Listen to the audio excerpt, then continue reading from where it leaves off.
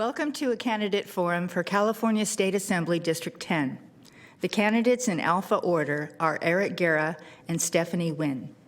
This forum is sponsored by the League of Women Voters, Sacramento County, the Black American Political Association, Sacramento Chapter, and the Sacramento Metro Cable Television Commission. I'm Paula Lee, a member of the League, and I'm the moderator for today's forum. The League of Women Voters is a nonpartisan political organization of women and men. We work at all levels of government, national, state, and local, to encourage the informed and the active participation in government. The League does not support or oppose political candidates or parties. Although we do not endorse or oppose candidates, we are a political organization, and we do, after careful study, take positions on ballot measures and legislation. You can find our positions on our website. And if you're interested in public policy or you just want to support our volunteer work, we invite you to join us. The format for this forum will be as follows. Both speakers will have 2 minutes for an opening statement, and then they'll have 1 minute to answer the questions in rotating order. And finally, speakers will have 1 minute for a closing statement. The timer is League volunteer Claudia Bonsignore, and she will give you 30 seconds. There's the sign. And she'll show you a stop sign when it's time to stop. We'll begin with an opening statement from Stephanie Nguyen. Great. Thank you. Thank you. Thank you very much for the organizers for putting this together. I know how much work goes into putting a forum like this together. And so I want to, first of all, just say thank you so much for doing this for our voters to be able to hear. My name is Stephanie Nguyen. I'm a mother. I'm a daughter. I'm a wife to your local police officer. But I'm also a nonprofit director and an Elk Grove City Council member. Every single day, I wake up serving families with barriers. As an Elk Grove City Council member, I can tell you this, that we have the lowest rates of homelessness in the county of Sacramento. But I also share this with you. This morning, as I woke up to go to work, there was a homicide right next door to my office, a homicide that happened at 4 o'clock in the morning. A homicide that we continue to hear about that happens day in and day out in our region. And to me, that is not okay. As a mother, as a wife to your local police officer, we need to ensure that everyone feels protected, that everyone feels safe. As we take a look at the anti-Asian hate crimes that are happening up and down our state here, something needs to be done. And the only way that we can fix this is if we all work together, which is why I'm supported by Crime Victims United, your local state police departments up and down the state of California. But at the same token, I wake up every day serving families with barriers, making sure that they have access to resources and services so that they can become self-sufficient. It's time that we bring somebody at the state level that works directly with the people, that knows what their barriers are, and that will fight for them. Thank you very much. Eric Guerra. Well, thank you, Paula, and thank you to the League. First, I'm proud to have worked with the League of Women Voters for over 10 years on redistricting, civic engagement, and ethics. I'm Eric Guerra, and I'm proud to have grown up here as a migrant farm worker. I'm the first in my family to go to college and earned an engineering degree here at our local Sac State. You know, I worked hard to become a U.S. citizen, and I went on to work in our state capitol on issues of housing, issues of education, civil rights, all before even becoming elected to the city council. I'd like to share a story with you that changed my life and showed me about the need to have a strong advocate. It was Mrs. Tabor, who was my elementary school teacher and the teacher for our students with disabilities, who realized that I wasn't doing well in school. and realized that I needed glasses. And thanks to her and the Lions Club, I got my first pair of glasses. And I reflect on that moment today because people need an advocate. People need someone who is going to recognize there's a problem, jump in, help in. People need someone who's going to be a problem solver, no matter how big the issue or small. I think that, as my engineering background has proved, that I've been a dedicated and life public servant to our community here, and I will be your strongest advocate at the State Assembly.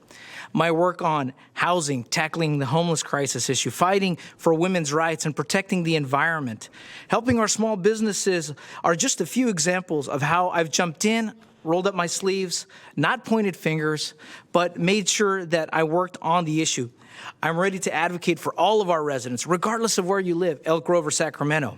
And I'm proud to be endorsed by more than just our politicians, but by the people who represent our working families.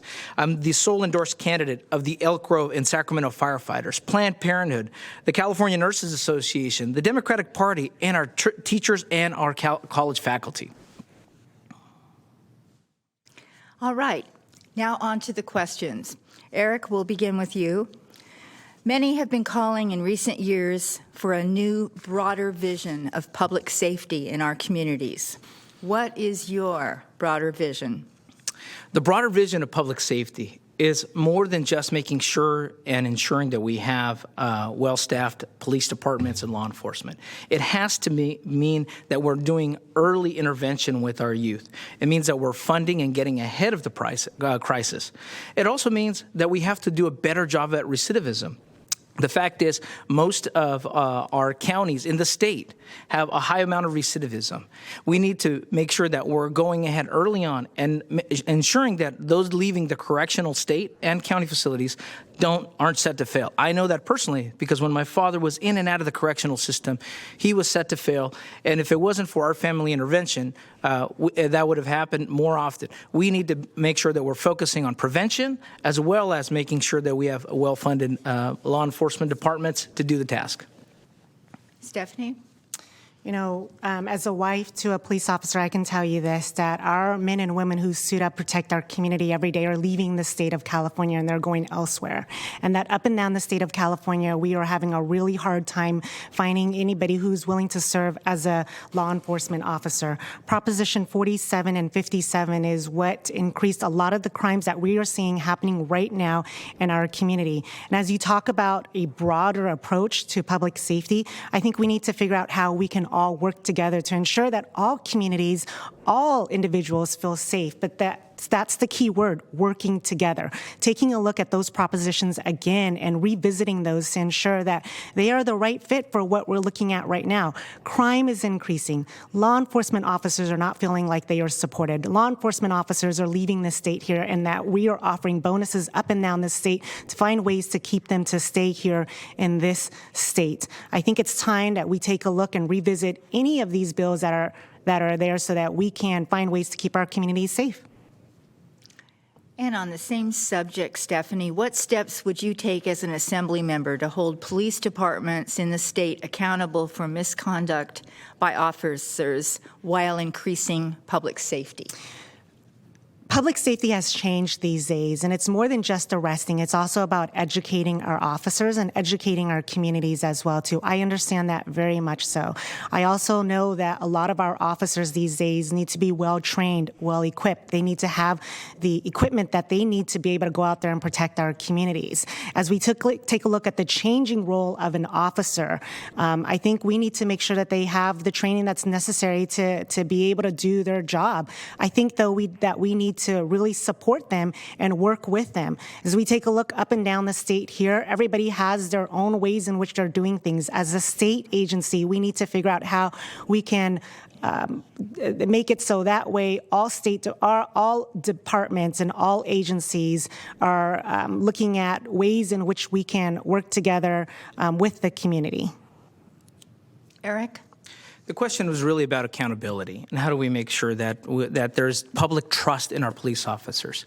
If we want our communities to connect with our law enforcement, then they have to feel that they've developed that trust. I would work, one, with the police officer standing and training post at the statewide level to continue those efforts. I'd also work with our Attorney General, who has a history in Sacramento, Attorney General Rob Bonta here, to look at how are we ensuring that we're working with community to build that trust and ensure that there's oversight and accountability. Because if we link that trust with officers and community, then we're going to make a change. Lastly, I would also work with the state auditor to make sure that our cities and our counties are doing what they need to do locally to ensure that that accountability and trust is placed with them. So using all of those tools, but working with community and law enforcement. And I would work, lastly, with Sacramento State, who has a great program in training and preparing the next line of law enforcement, the Lex Academy. Dr. Uwazi, chair of the Criminal Justice Department, is a proud supporter of me as well. Eric, California is grappling with the complex issue of a growing number of residents who are homeless in our state. What is causing this growth, and what do you propose as a solution to this complex situation? Thank you, Paul. That question could take an hour, but it partly has been by the state over years since Governor Reagan, since Pete Wilson, since Brown on the realignment of pushing pressure back on the counties and not having the ability of resources to be able to have the support for acute mental health, for substance abuse. We only have 98 beds here of acute controlled mental health centers in the county. At the state level, I would push, one, to support our CARES Court and support for mental health. I'll continue what I've done before, which is support organizations like St. John's, and I expanded mental health treatment, reducing now the number of homeless families in there. We still have homeless individuals, which means we have to support the prevention of people on the street, like permanent supportive housing. And finally, making sure that as we move forward at the state, we're supporting our local cities and counties by requiring our cities and counties to work together and avoid this finger pointing that is happening from local jurisdictions. I'm already working on a legally binding partnership agreement between the counties and part of our county's task force to address that issue. Stephanie? Thank you. As a director of a nonprofit organization, I get to work around services and resources for our communities that are struggling with barriers. And sometimes these resources and these programs don't necessarily help many of our struggling families, which puts them into homelessness because they can't put food on the table, because they can't pay for the rent, because they can't pay for their vehicle that recently just broke down. And so they have to decide on which bill they have to pay. I would look at taking a look at all of these programs and revisiting them once again. I'm also proud to say that as a council member in the city of Elk Grove, we've come up with resources and services, and that is why we have the lowest rate of homelessness in the county of Sacramento. And I'm looking at putting programs in place like what Governor Newsom just signed, CARE Court, because enough is enough. Right? Somebody has to be the adult in the room and say that. And that it's just that plain simple. We need to do something with those that are resisting treatment when they absolutely need it at the time. Stephanie, what should voters expect from you on environmental and climate change action? When I take a look at some of the actions that have been put in place, a lot of the rebates are going to coastal affluent communities and not the lower income communities. As a nonprofit director and serving the communities with barriers, your lower income communities, if we're talking about making sure that everybody has access to electrical vehicles, making sure that everybody has access to electrification, a lot of the communities that I serve don't have that. These rebates aren't made for them. As I get into the state office, I look at making sure that we have these rebates that are going to be for them, that we absolutely target that community there. If we want to change climate change, which is real, we need to make sure that we're looking at all communities and making sure that they have access to a lot of these incentives that we're saying that we put out there for our communities. Eric? Well, one, I'm glad to have done all of this work already as chair of our Air Quality Management District. We looked and focused on those communities that are impacted the most by poor air quality, South Sacramento, Elk Grove. That's why I led the effort to make not only the first and second largest electric school bus fleet in the nation, to make sure that we are not only creating jobs here locally by building those school buses and assembling them and creating pathways, but also making sure we're cleaning our air. We have to focus on making sure that we have a sustainable community here. And it led the effort in increasing also our tree canopy, because if we don't address all of these pieces together, our lived environment, and making sure that our communities are clean, breathing clean air, then we're not going to solve these issues. But we've already been giving out the rebates here locally, and the reality is we need to do more and beyond that. We have to get rid of these clunkers that many people rely on that are always falling apart, and helping them get into reliable public transportation as well, because the cost of transportation, along with the cost of housing, are the biggest impact to working families. We need to have good and clean air for people here in our community. Well, Eric, on the same subject, as you said, air quality improvement and meeting greenhouse gas reductions are urgent regional goals. How will you manage competing interests of low-density housing development and increased highway, roadway, auto travel against mass transit utilization and active transportation like walk, bike advocates?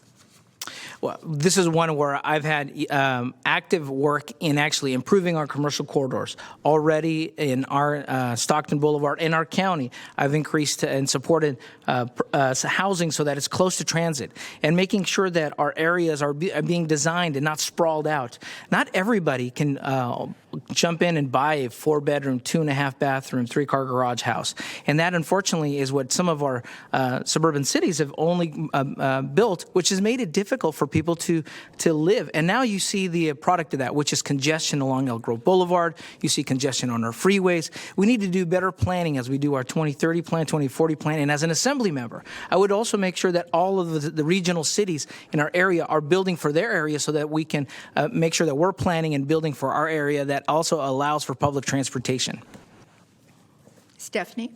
Thank you. I think it's also about being able to give incentives for folks, for our builders to be able to build more affordable housing, but it's also lifting a lot of the red tapes and a lot of the restrictions and regulations so they can build, so that folks can have homes that they can live in. But also, I'm going to talk about Measure A. I think Measure A is, one, going to create jobs, but it's also going to have money to improve our roadways and fix the potholes, and it's also going to relieve some of the traffic and the walkways and the bike paths for our community that we all crave for and that we all want. Stephanie, do you support inclusionary housing laws and local ordinances that go beyond voluntary incentives and housing trust fees, but require developers to build a percentage of affordable homes and increase affordable rental stock? Sure. I do believe that we need to be able to find ways in which our communities can live within all cities all across the region. I think inclusionary homes are definitely something that we can take a look at, and in some areas it does work, but we also need to take a look at mixed uses as well, too. And absolutely, I believe that developers need to be able to find ways where they can work with our communities and make it affordable for everybody to be able to live. Eric? The fact is, we need a mixture of housing stock. If we don't have the mixed income type of housing, if we don't have housing for young families to start at, then we're pricing out our teachers, our clerical workers. And I'm proud to have actually worked on having a diversity of all of those. And by pushing policies that actually encourage that, making sure that we did the fee reduction program for affordable housing and workforce housing. We're building townhomes, 200 units already to support that type of families. Those policies that allow a mixture of income and not just building, large 4-bedroom, 2.5-bathroom with 3-car garage homes is the way we need to go. We need to make sure we have policies that are thinking about our young families who are entering the workforce. And by doing that, making sure that we're working with the land use and in areas where we can get transportation and close to schools as well. But that's one thing in the state legislature. I would also work to make sure that not only are we doing it here locally, but that other cities and counties do it too. Eric, As an Assembly member, what can you do to support underserved students and ensure that all Californians have access to a quality education? Well, number one, when elected to the Assembly, I'm going to fight to get on the Assembly Budget Subcommittee on Education Finance because I want to work my way up to be that chair of the Budget Committee. We have never fully funded education, and because of it, our teachers are stressed. They provide money out of their own pocket, and then our counselors are stressed, and they're the ones who are making the relationship with our schools. One of the things that I talk to many times with some of the teachers who support the students that have special education is that they're overstressed as well. And so we need to be able to support all of our students, particularly when we see that it's Latino and African American kids also who have huge challenges. But part of that is because the financing has been wrong. We need to fully commit and fund our educational system so that our parents and our counselors have the bandwidth to be able to work together to address the needs of children. Stephanie? Education is key to our future. All types of education, all sorts of education. As a mother of two small young children, 7-year-old and a 12-year-old, and my 7-year-old has developmental disabilities and she's special needs, I absolutely feel that education is the one priority that we all need to be able to put as much money as we can in. If we're looking at investing in our future, education is it. Education for our young folks so that they may have what it takes for them to be able to lead our next generation here. And Councilmember Guerra is correct. A lot of the teachers, a lot of the counselors, those that were paraeducators are definitely struggling right now, and we need to do everything that we can to support them.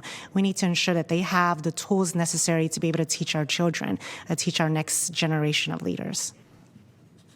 Stephanie, what ideas do you have for our water crisis, and do you support the Delta tunnels? I understand that our fellow Californians to the south are in need of more water. The whole state is in need of more water. California needs more reservoirs and large capacities at existing reservoirs to collect water during wet, rainy events. If we even had one in the last October. I have concerns about the Delta tunnels. I am not supportive of the Delta tunnels, and I think we need to figure out ways in which we can sustain some of the water that comes through. But I'm definitely not interested in the Delta tunnels. Eric? No, I don't support the Delta tunnels, but we do have a responsibility to protect our estuaries and all of the that's connected into our waterways. And more specifically, one of the challenges with if the Delta tunnels were to be constructed, just the sheer size alone would throw our air quality, but through particulates and construction, out of compliance from the Clean Air Act. That's one thing as the chair of the Air District that I'm engaged in thinking about these policies in the future and how it impacts. That's why in the Assembly, I would use that approach to make sure that we're looking at all of the pieces that are interconnected. How do we make sure that we retain more of our water? How do we do more bioswales to capture our water and recharge our wells as well? And also, how do we think of technology to improve and be more efficient with our water usage?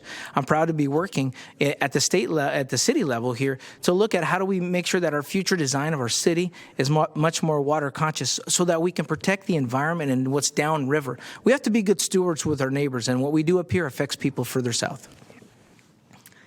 Eric, what are your thoughts on the overturning of Roe v. Wade?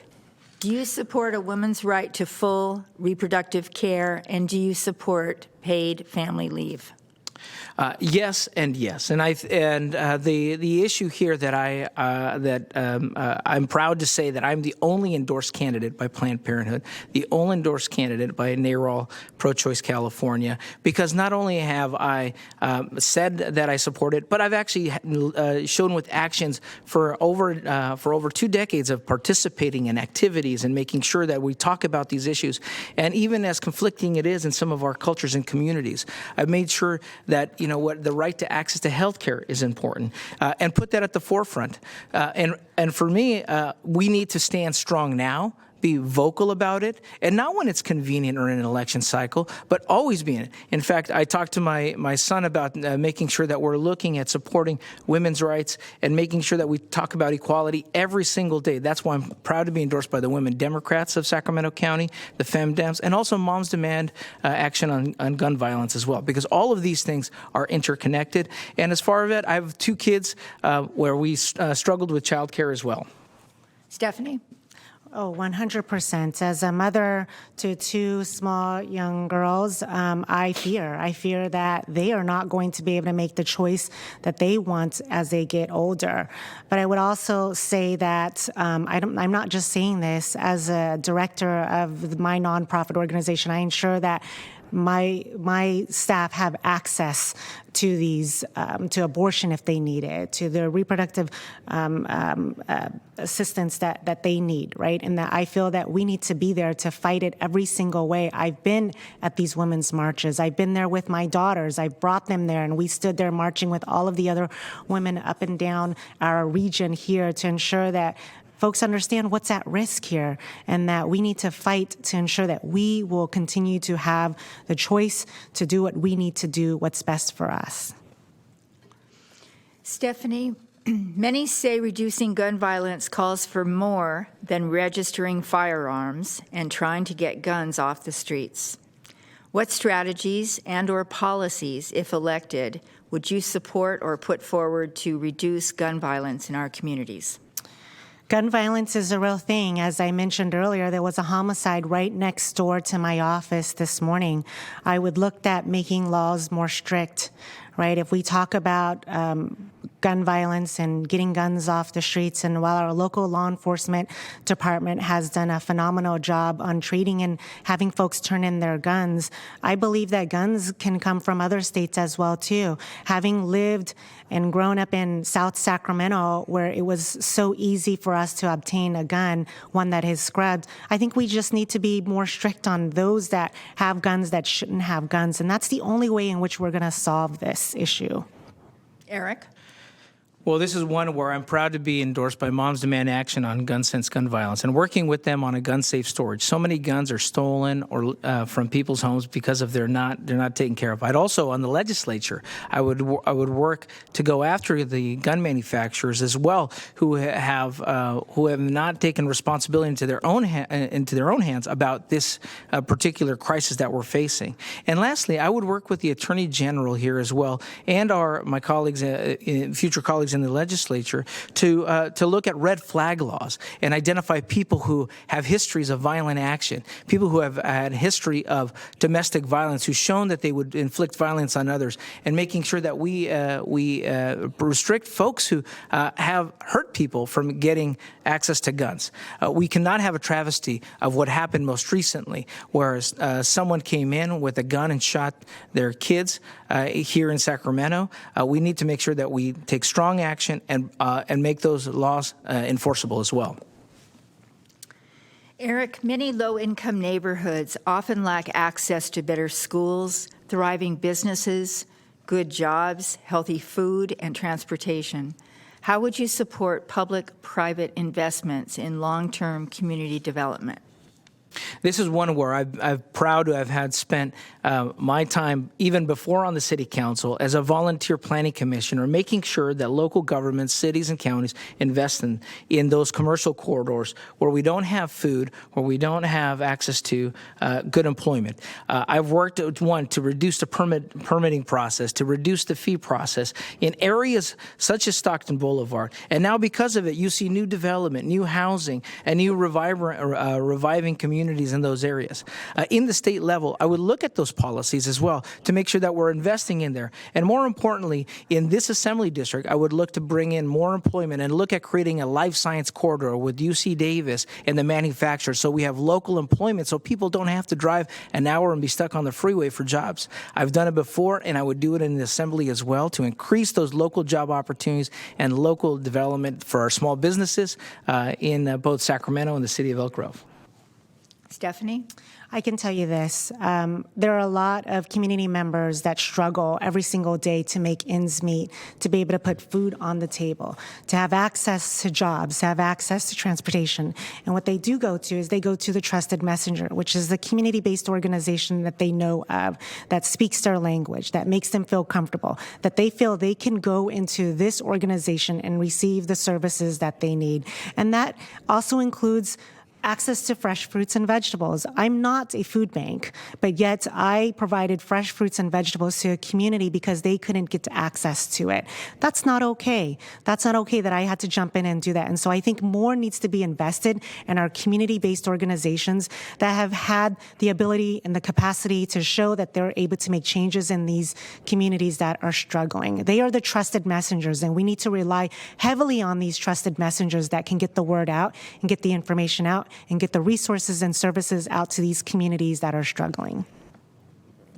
Stephanie, recognizing fire conditions are exacerbated by climate change, what forest management practices would be effective in mitigating these extreme fires in our state?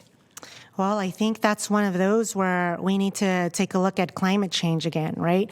We're taking a look at a lot of these fires that are started by not renewing some of these poles and electricity and whatnot. I think we need to go back and investing in how we can fix some of this infrastructure, but also invest in making sure that we renew them when they're able to, or even be able to update a lot of our electrical poles. Eric? Well, clearly, one, it's climate change. So if we're not doing what we need to do to make sure that we address that issue, we're going to continue to face that issue. Second, this is an opportunity for us to help in forest management and a great career pathway. I would also work with our adult training programs and our youth programs to see if those who want to go into forest management and increase that pipeline. Those are good paying jobs that have good retirement and good benefits, and that also help us in that area. I'm also proud to be endorsed by our local Elk Grove, Sacramento, and CAL FIRE. CAL FIRE firefighters who are out there battling the mosquito fire. I would work with our local firefighters to make a larger regional training program for our fighters to be able to not only respond to fires, but help in the early management of those efforts. Proud to be endorsed by also the California Professional Firefighters because of my forethought and thinking about this issue. We get the effects of bad fire here when by smoke, and then our kids can't even go to school. So as a regional partner, as chair of the Air District, I've worked with our regional partners to find those solutions as well. Eric, traffic congestion is increasing in Elk Grove, Sacramento County, and throughout the region. Elk Grove and Sacramento County are seeking sales tax increases this November. Do you believe this is the best way to fund government operations in Elk Grove and, in Sacramento County's case, transportation projects? Yeah. Without the support of the state and the federal government, then we will never be able to at least fund our local needs. So yes, we need to be able to use that and also have a user pay system. And most importantly, if we don't have our matching funds, then we're not going to be able to get the matching funds from the state for our Measure our SB1 dollars. So most importantly, though, it's how we use those dollars, making sure that we're using them to create both not only safe driving and safe route to school roadways, but that they're walkable and bikeable as well, so that we can provide options for people. And more importantly, that we're thinking a forethought about what is our long-term strategy on land use. This continuing to do the sprawl that only creates more congestion on, say, Elk Grove Boulevard or the 99 is only going to create more problems. We have to think about better commercial corridor infill and making sure that we are supporting our local businesses who are looking for more foot traffic as well. I've been able to do that now on Stockton Boulevard. We're looking at plans throughout Franklin Boulevard, and we want to make sure we support those local businesses through better planning and land use. Stephanie? Yes, as I mentioned earlier, this is going to not only fix our roadways, but also create jobs. As somebody that is big on workforce development, knowing that this is going to create thousands of jobs is something that I'm very much so in support of. And I said earlier, this is going to, not only in the Sacramento County, but cities within Sacramento County, provide traffic relief, provide better walkways and bike paths for folks to be able to bike to and from their destination. And obviously, we get to see a lot of potholes that are happening up and down our boulevard, up and down from Elk Grove to Sacramento. And this is going to be able to improve many of the potholes that we see as we drive up and down the roadways, and just improve the roadways in general. Stephanie, what more must the state do to increase access to affordable childcare for middle and low-income families? That's a great question. As a mother to two small young girls, I struggled with trying to figure out ways in which I would be able to go to work and care for my two children or provide child care for them. And so I understand this issue very well. I think we need to figure out ways in which we can help fund some of these child care. If we're talking about women going back to work, if we're talking about just folks going back to work in general, we need to find ways in which we can support this. We need to find ways where we can support working families that are not able to go to work because childcare is more expensive than them going back to work. And so seeing that families are saying, I need to stay home because I can't afford childcare shouldn't be okay to anybody, right? You should be able to have a family. You should be able to go to work. You should be able to afford to be able to pay for childcare, but also be able to make ends meet as well too. And I think the state needs to kick more money in to be able to assist working families as it pertains to childcare. Eric? Well, clearly we need to increase the subsidy on the slots for childcare providers. Second, we need to also help support the workforce pipeline right now by doing apprenticeship programs for folks who want to go into the childcare industry. This is something where I've created a city and county-wide task force on addressing childcare. And it's not only for the in-home support service, the in-home childcare, but also for our centers. The cost of permitting a childcare center, we removed that barrier in the city of Sacramento, and we should look at how do we make it easier to create those. But at the end of the day, if we're not also making sure that we're funding or providing for our providers, it's tough work. It's long days caring for our kids. We need to make sure that we're paying the cost for our workers who are providing that resources. But that's only done by increasing the state slot subsidy. And that's one thing where I've clearly worked on it for years. And it took us 18 months to find, most of these slots for childcare for kids. So for us, it's important that we look at not only the permitting process, but the slots itself, the funding process. Time flies when you're having fun, doesn't it? It's time for closing statements, and we'll begin with you, Stephanie.